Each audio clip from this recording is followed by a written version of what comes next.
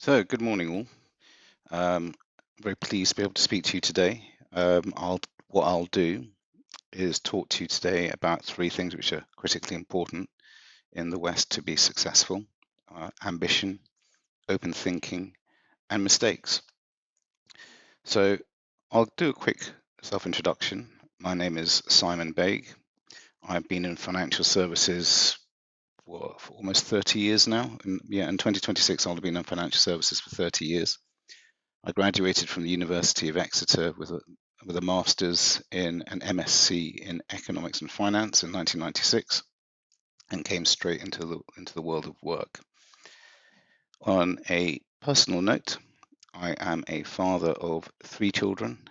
Two of my older children are at university. One is reading law, and the other is studying politics and psychology.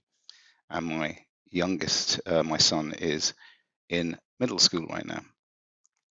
I've worked in London, I've worked in the Middle East in Abu Dhabi, which is just up the road from Dubai, and I currently work in Glasgow but live in Edinburgh. So that's just a little self-introduction, just so you understand who I am. Now, let's firstly look at ambition, because this is critical in understanding how far you want to go.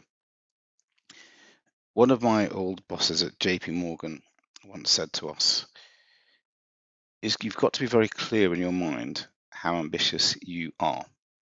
How far do you want to go? And so from here, he presented three options for you. Firstly, you could have a job. You'll go to work at 9 o'clock in the morning, you'll finish at 5 p.m. at night. I appreciate 996 means it's something else in China, but in the West, you start at 9, finish at 5, maybe 5:30. We will pay you okay money. You won't get a big bonus, but you have balance in your life, which is more towards your home life. You can have a career. Career means you will work longer, you will work harder, you will seek out more difficult tasks, you will seek out more responsibility to improve yourself and take on a more challenging role for your life. You will work longer hours, but we will pay you a lot more, and we will give you a good bonus. The third level is corporate. A corporate is where the company comes first and your family comes second. You will go where the company needs you to go. You will do what the company needs you to do to make sure the company is successful. So normally, what does this look like? If you're going corporate, it normally looks like we have a problem somewhere in Africa. Can you go there? Yes, of course I'll go there. So you either go with your family or you won't go with your family. You will go there, you will sort the problem out, and you will come back. And so your life really focuses on your company. So that when you're looking at ambition, when you're really thinking about this, you really have to determine, what kind of person am I? How does my lifestyle fit into this? What do I really want out of this? And so once you've determined that, once you've determined your level of ambition, it's then about setting a goal. So how can you achieve your goals? One of the most unrealistic goal setters I ever met in my life. I was working in Abu Dhabi, and a lady came to me and said, I have a plan. I had a plan to become CEO of the company, of the bank, in 10 years. I was like, okay. She then said, it's been 5 years and I haven't even been promoted to manager. Like, right. She said, I've only got 5 years now to become CEO. I had to say, I think it's unrealistic. What you need to be doing is looking at why have you not been promoted to manager? She didn't like the conversation, but what it does, it seeks to illustrate, here is ambition, but what are the realistic steps to achieve it? And this is when, at this stage, when you're looking at what you need to do next, in terms of whether you're going on to university education or something else, or potentially some of you may go straight into business. You have to say, what steps am I taking to achieving this ambition? Is this realistic? Can I do this? If the answer is yes, then go for it. If the answer is yes, and it's a bit of a challenge, it might be a bit of a stretch, then that's also good as well, because you'll find out how resilient you are. You'll find out how mentally agile you can be in terms of achieving these steps. But first of all, is setting realistic goals, realistic steps to meet your ambition.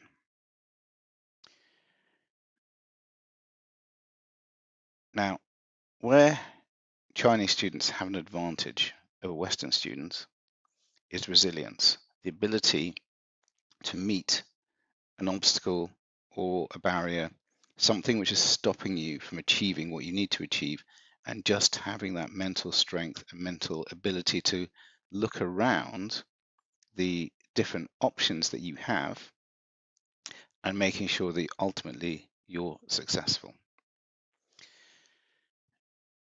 I look at my own children here. As a rule, they tend to be less resilient than the previous generation, than my generation. I'm Generation X. I was born in 1972. But that's just a fact of the times. Society has moved, society has changed. But when you're looking at potentially going and studying in the West, or potentially a career in the West, then this is one specific advantage that Chinese students have, the ability just to push through and come to a successful conclusion. Right. So that's ambition. The one pitfall I would say about ambition is try to do what you are interested in. Try not to be tied to somebody else's ambition. I'm half Asian, so my father's side of the family were very much, you will do this, you will do that, you will do this for the honor of the family, for the greatness of the family. And also, there's that part of it. The other part of it was, it's a nice, safe job. Don't worry, you'll never be fired. I kind of did half. I did become a qualified accountant, which is what they wanted me to do, but I went into work in investment banking, which is not a safe job, but it pays very well. If you have a good idea of what you want to do, try and bend your ambition, try and bend your steps towards what you will be happy doing, because this is how you'll be spending the majority of your waking hours. It's better to do something which you enjoy than look back and say, I really hated that job, but I did it because somebody else wanted me to do it. Okay? Right. So that moves on to open thinking. Now here, this is probably where the Western students have a better advantage. As we are taught from a very early age, there are many ways to consider a problem and many ways to consider perspective from thinking about how somebody else might think about something. So what we tend to do is when we put teams together, we tend to put together teams of people who think very differently from each other, because that way we can examine a problem from every single angle. So that's what we need to do. So in terms of when you first consider open thinking, you need to say, well, I was taught to think this way, I'll have a look at this. But now let me consider different angles, let me consider different thoughts. Who can I speak to that may have a different thought pattern to the way that I am thinking about things? And sometimes what that means is having that open and honest discussion with somebody who you fundamentally disagree with. You may think your approach, I don't like it, I don't see how it works. And that's where you need to break down the discussion, go and find a room for an hour or something like that, write it down and say, what is it why are you saying this? What is the reasoning and rationale behind it? And so from this point, you can start seeing, okay, maybe there are other ways to do it, which might be better. And in the end, you might come up with a consolidated solution. You may end up with a situation where you say, okay, we'll take 3 or 4 elements of what I was suggesting, we'll take some elements of what you're suggesting, and we'll come up with a hybrid solution. And that's okay. In this situation, there's no winners or losers at an individual level. What matters is the success of the project that you're working on. If that means compromise through open thinking, then that is a good thing. Now, what all this can do, and I tended to be, again, growing up in a very Asia-focused household, it meant my thinking tended to be quite rigid, even all the way through school and university. What happened then when I went into professional work area was that I really had to consider other people's thoughts. And so what did that actually mean for me? What it meant for me was personal and professional development. Personally, I got better. I became a more rounded person. Professionally, it meant that I accepted there are different professional thoughts out there which I can learn from. So I treated it like a learning exercise.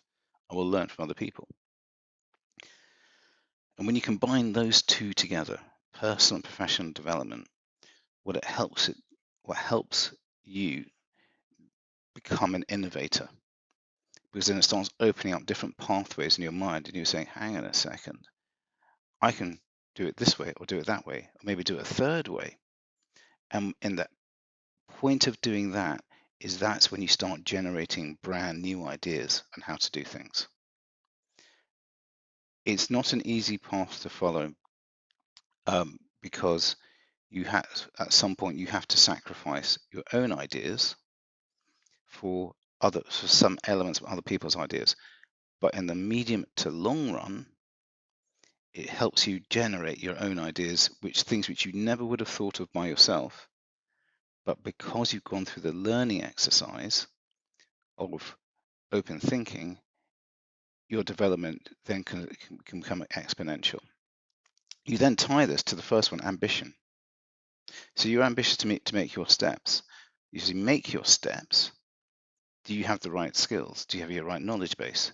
Well, if you've done open thinking and you've started absorbing other people's knowledge and their experience and you become innovative, then suddenly making these steps on the ambition side looks a lot easier, because you have developed mentally, professionally, and personally. One of the hardest things to do is to challenge the status quo. And this is again part of open thinking. The part where somebody says, oh, well, we've always done it like this. I don't see any need to change. Now, I spent the last 10 years working in change management. The entire reason for my job within the investment bank is to say, how do we change things from this to better? How do we do it? When you're younger, challenging the status quo is a lot harder. But again, in the West, there is nothing wrong with asking the question, why do we do it this way? Could there be a better way in which we do it? It becomes more efficient. It becomes less onerous. What can we do? And at the start of your career, it's very difficult to challenge the status quo, because people have spent hours and hours and years trying to get it like that. But even for the small things, even in your first job, and you're doing a very repetitive job, you can certainly challenge the status quo and saying, why am I doing this? Surely we can find a new tool. Maybe we can get research AI to help us do things. Maybe there's a software tool that I can do. Or even best, if you turn around and say, actually, if you give me the opportunity, I can re-engineer the process for you. If it's just a simple repetitive process, adding things up or reconciliation, try and say, I can find a better way. Challenge the status quo. There is A perception that challenging the status quo means you're going to get into a fight. It doesn't have to mean that. It can mean just as simply as saying, here is a process, here is a way of thinking. I will offer a new way of thinking because I think it'll be more efficient. And that way you have politely and efficiently challenged the status quo because you have been using your open thinking. You then add that to your ambition. Your line manager, your boss, looks at that and goes, oh, that person over there, it's a small process, but they've just demonstrated to me that they've got ability to make change and make things better. So this is good. This is good for your career. Okay, I want to leave some time for questions. So what I will do is move on to mistakes, and then I'll open it up for questions. Mistakes will always happen. You can never be perfect and avoid a mistake. It's impossible. So if there's anybody out there thinking they will never make a mistake, it's simply not true. There's actually only one way not to make a mistake, and that's to do nothing. If you're doing nothing, then why would I have you within my organization? So get used to the idea. Mistakes are normal. Everybody does it. I don't care, how big the boss is in my company, they will have made a mistake, and they're probably at some point made quite a big mistake. The real point of this now is saying, how can you learn from this mistake? What have you done? So if you take a step back, so most organizations have what's called a lessons learned policy now. Somebody makes a mistake, you do an investigation, you write down, we did this, this, and this, that went wrong. In the future, we will do that, that, and that, so we don't make the same mistake twice. So you learn from mistakes. Mistakes actually then also assist you in your open thinking, because it becomes like, oh, I tried to do that this way, it didn't work. Why not? Why did I make a mistake? How can I make sure I don't do it? So it forces your mind into thinking more openly, about things. And then the best part of it is, if you make a mistake, you then go back and say, right, next time we do this task, next time we do something similar, we'll do it a lot better. And you go through and you do the task again for a second time, or a very similar task, and you make less mistakes. So not the big mistake that you made first, and that feels good. And again, that demonstrates to your line manager, your boss, this person has learned from their mistake.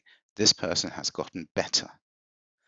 Okay, maybe it's now time to give he or she more responsibility.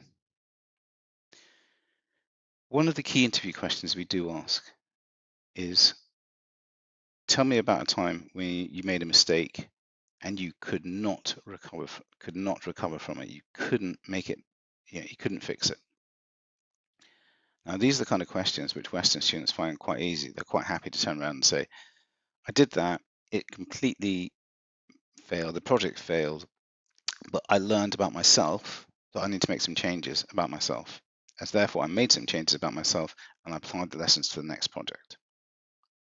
As an Asian student, and this probably covers pretty much all of Asia, admitting to a mistake is shameful. It shows you're not good enough. But we don't see it that way. Very much don't see it that way. We see that as a path, as a key lesson in life. If I look at Jack Ma, who created Alibaba, my understanding is that was his third, fourth, fifth attempt to create a business, which meant he made mistakes before he finally created the giant that is Alibaba. So you will have enough homegrown examples that you'll be able to turn around and say, okay, how should I, how can I make sure we don't make mistakes? So just really get used to the mistakes are just part of life. So to conclude, ambition is a great thing. Figure out where you want to be, job, career, or corporate. Understand if the steps required to make this ambition are achievable or not. If they're not achievable, why not? What's the gap here? How can you close the gap? Or does that mean your ambition is, at this point in time, unrealistic? Open thinking will help you achieve your ambition. You will be able to develop yourself personally and professionally. By doing this, you will increase your skills, you will increase your experience. This will allow you a chance to realize your ambitions. And then finally, in terms of mistakes, learn from them. They will always happen, some big, some small.